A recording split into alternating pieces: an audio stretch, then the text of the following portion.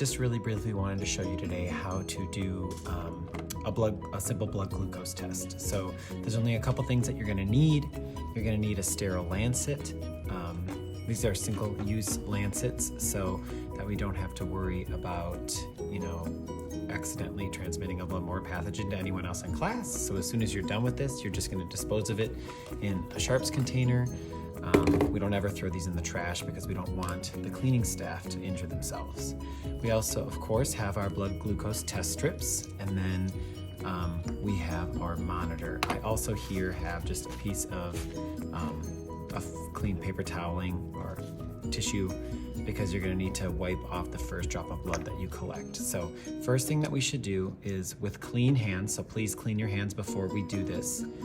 With clean hands, we're going to grab out a single strip here, a blood glucose strip. There we go. You can actually see the way that it goes into the reader too on here. There's a little directional arrow to show you which direction it goes into the reader. So you can actually set that up right away. I'll turn on my blood glucose monitor. So you put the strip in, it'll wait, it'll tell you it's waiting for blood. It knows it doesn't have anything yet. See, it's got the little blood drop. So we're going to take our sterile lancet.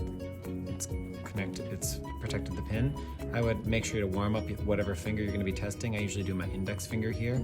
I warm that up, draw the blood to the front of your finger, and we're just going to press. We're going to just press against it. Right, really, really slight pinch, barely felt it. You can throw that right away into the sharps container. Wipe away the first drop. There's going to be some interstitial tissue in that first drop, and we don't want that to throw off our results. So this is about all the blood that you need, this single drop. I'm just going to put it into our reader here. So you can see it's already reading in 5 seconds. It's counting down. And it looks like my resting blood glucose level right now is 96. Between 70 and 100 is standard for the baseline blood glucose level.